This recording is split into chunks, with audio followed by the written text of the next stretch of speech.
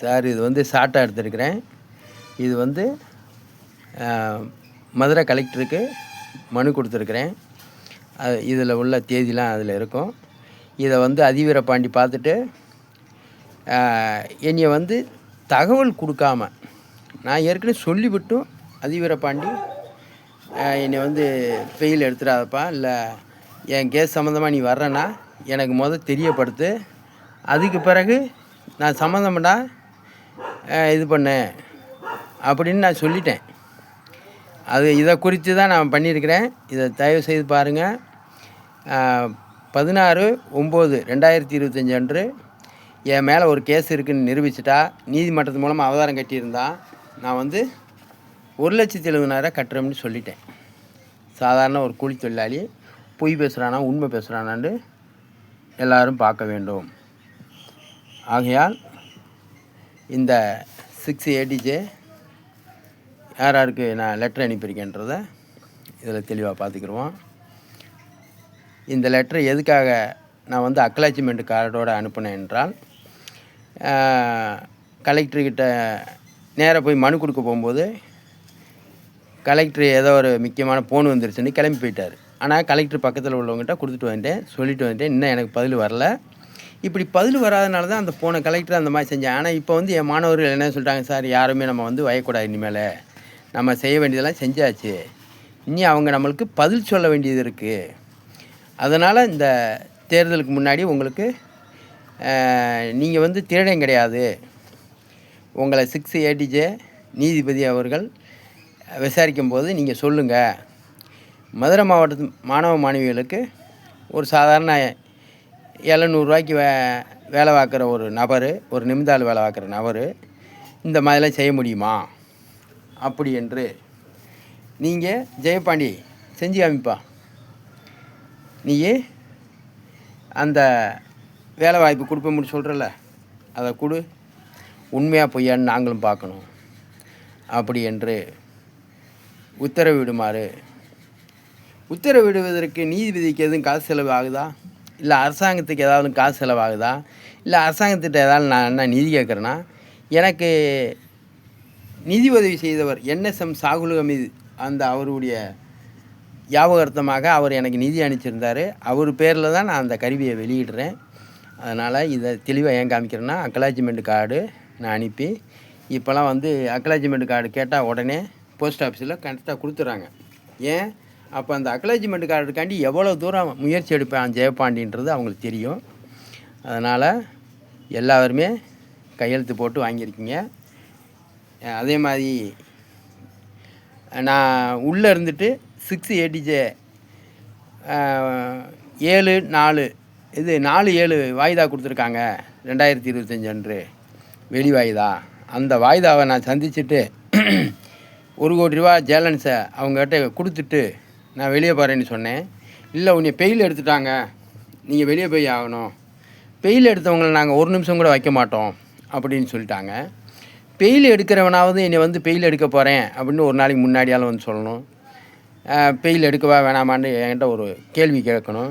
ஏற்கனவே தருமபுரியில் இதே மாதிரி அம்புமணி வழக்கறிஞர் என்னைய பெயில் எடுத்திருந்தா நான் அங்கேயே தங்கி அந்த தருமபுரி மாவட்டத்து மாணவ மாணவிகளுக்கெல்லாம் வேலை வாய்ப்பை கொடுத்துட்டு நானும் ஒரு நிரபராதின்ட்டு மதுரைக்கு வந்திருப்பேன். இதை வந்து நம்ம இவங்க சைபர் கிரைம் ஒரு போலியான கேஸு வழக்கு பதிவு பண்ணுற மாதிரி எப்படி பண்ணியிருக்காங்க, ஒரு 2 பேப்பரில் மட்டும் எழுதி கொடுத்துட்டு போயிட்டாங்க. குற்றப்பத்திரிக்கை கொடுங்கன்னு தான் நான் ஒவ்வொரு வீடியோவிலையும் கேட்டிருக்கேன். FIR கொடுங்க, அது என் மேலே போட்டிருக்க கேஸ் உண்மையானு நான் பார்த்துட்டு அதுக்கு பிறகு நான் வந்து பெயிலுக்கு ஏற்பாடு பண்ணுறேன். அதே மாதிரி என் குடும்பத்திலேருந்து யாரும் வந்து என்னை பார்க்கக்கூடாதுன்னு சொல்லிட்டு தான் நான் வந்திருக்கேன். அதே மாதிரி என்கிட்ட வந்து என் செல்ஃபோன் எல்லாத்தையும் பிடிங்கிருக்காங்க. அந்த செல்ஃபோன்லாம் கொடுக்க சொல்லலாம் மனு எழுதியிருந்தேன். அந்த மனுவில் இப்போ என் செல்ஃபோனு சைபர் கிரைமேட்டை அன்றாட நான் யூஸ் பண்ண செல்ஃபோனு அவர்கிட்ட இருக்குது. அப்புறம் இந்த ஆதார் கார்டு OTP வர்ற செல்ஃபோன் வந்து தல்லாவளத்தில் தான் காமிச்சாங்க. ஆனால் அது எந்த நீதிமன்றத்தில் கொடுத்துருக்காங்க. இப்போ தருமபுரியில் வந்து என் இமெயில் ஐடி, என்னுடைய EVM மிஷினையும் என்னுடைய செல்ஃபோனையும் பிடிங்கிட்டு நாங்கள் வந்து நீதிமன்றத்தில் ஒப்படைச்சிட்டோம்னு சொல்லிட்டாங்க. அதே மாதிரி இந்த நீதிமன்றத்துலேயும் என்னை கைது பண்ணிவிட்டு என் செல்ஃபோனையோ என்னுடைய ஆதார் கார்டு எல்லாத்தையும் இந்த நீதிமன்றத்தில் தான் கொடுத்துருக்கோம், என் முன்னாடி வச்சு எந்த ஒரு நீதிமன்றத்துலேயும் அவங்க கொடுக்கவில்லை. அதனால் என் செல்ஃபோன் இதெல்லாம் வந்து எந்த நீதிமன்றத்தில் கொடுத்துருக்காங்கன்றத 6 ADJ அவர்கள், நீதிபதி ஐயா அவர்கள் அதை சொல்ல வேண்டும். என்னுடைய வழக்கை நானே வாதாடிக்கிறேன், வழக்கறிஞர் மேலே நம்பிக்கை இல்லை அப்படின்னு நான் சொல்லியிருக்கிறேன். ஏன் நம்பிக்கை இல்லைன்னா பாருங்கள், தருமபுரியில் என் சம்சாரத்தை 50 நாளைக்கு முன்னாடியே கூப்பிட்டு நீ இனிமேல் தருமபுரிக்கெலாம் வராத, இந்த வழக்கை நானே முடிச்சுட்டு தருமபுரியில் வேலை வாய்ப்பு கொடுத்துட்டு நான் மதுரைக்கு வர்றேன்னு சொல்லி அனுப்பிச்சி விட்டேன். எனக்கு தெரியாமலே தருமபுரிக்கு கூப்பிட்டு வந்து என்னைய பெயில் எடுக்க வச்சுருக்காங்க. அதனால் அந்த வழக்கறிஞர் மாது, வெள்ளியங்கிரி அரசு வழக்கறிஞர், பாட்டாளி மக்கள் கட்சி, அவங்களும் இது மாதிரி தான் செஞ்சுருந்தாங்க. இது மாதிரி அதிவீர பண்ணி நீ செஞ்சிடாத அப்படின்னு நான் சொல்லி அனுப்பிட்டேன். அவனும் அதே மாதிரி தான் அந்த வழக்கறிஞர் என்ன செஞ்சாரோ அதே தான் இவனும் செஞ்சிட்டான். என்னை கேட்காம எடுக்காதுன்னு சொல்லும்போதே என்னை இந்த மாதிரி எடுத்து இது பண்ணியாச்சு. சரி, எடுத்துட்டேன். இந்த மாதிரி நான் ஒரு வாக்குமூலம் கொடுத்துருக்கேன். வெளியே வந்து 45 நாளைக்குள்ளே நான் மதுரை மாவட்டத்தில் இருக்கிற மாணவ மாணவிகளுக்கு வேலை வாய்ப்பு நான் கொடுக்க போகிறேன். அப்படி கொடுக்க தவறுனா 1 கோடி ரூபா நான் வந்து கட்ட தயார். என் கண்டுபிடிப்பு அனைத்தையும் நான் கொடுத்துட்டு நான் ஒரு சாதாரண வேலையை பார்த்து நான் இது பண்ணிக்கிறேன். அதுக்கு பிறகு விஞ்ஞானிலாம் பேச மாட்டேன், அதுக்கு பிறகு EVM மிஷினை பற்றி பேச மாட்டேன் என்றெல்லாம் எல்லாமே சொல்லிட்டேன். ஆனால் அதன் அடிப்படையில் என்னை வந்து அந்த ஒப்புதலுக்காண்டி அந்த வெளியே வந்த உடனே கூப்பிட்டேன். 4ஆம் தேதி 7வது மாதத்தில் நீ எடுத்துட்ட, சரி விடு, தப்பு பண்ணிட்ட, நீ நீதிமன்றத்தில் வந்து இந்த பெட்டிஷன் பேப்பரு நான் எழுதியிருக்கிற மனுவை கொடுக்க போகிறேன், பத்திரத்தில் எழுதி 1 கோடி ரூபான்னு போட்டு எழுதியாச்சு. ஒரு நீதிபதிகிட்ட வந்து பொய்யாச்சுக்கும் நான் 1 கோடி ரூபா தர்றேன், நான் இந்த மாதிரி வேலை வாய்ப்பு கொடுக்க போகிறேன், 1ஆவதில் படிக்கிறவன் 1ஆவதுலேருந்து 12 படிக்கிறவங்களுக்கெல்லாம் சம்பளம் கொடுக்க போகிறேன், 11, 10, 12 படித்தவங்களுக்கு வேலை வாய்ப்பு கொடுக்க போகிறேன் வாயில் வெறும் வாயில் சொல்லிவிட்டு 1 கோடி ரூபா நான் கட்டுறேன்னு சொல்லிவிட்டு நாளைக்கு கட்டாமல் விட்டால் அந்த நீதிபதி விடுவாரா? சாதாரண எந்த குற்றமும் செய்யாத போதிலே பொய் கேஸ் போடக்கூடியவங்க இப்படியெல்லாம் நான் சொல்லிவிட்டு இந்த மாதிரி பெட்டிஷனையும் எழுதியிருக்கேன். 3 பெட்டிஷன் எழுதியிருக்கேன். பெட்டிஷன் வாங்கி நல அலுவலர்கிட்ட வாங்கி எழுதியிருக்கேன். அது பிறகு எனக்கு பெட்டிஷன் கொடுக்கல. அப்புறமேல நான் வந்து குற்றப்பத்திரிக்கையில் எழுதிக்கிட்டேன்.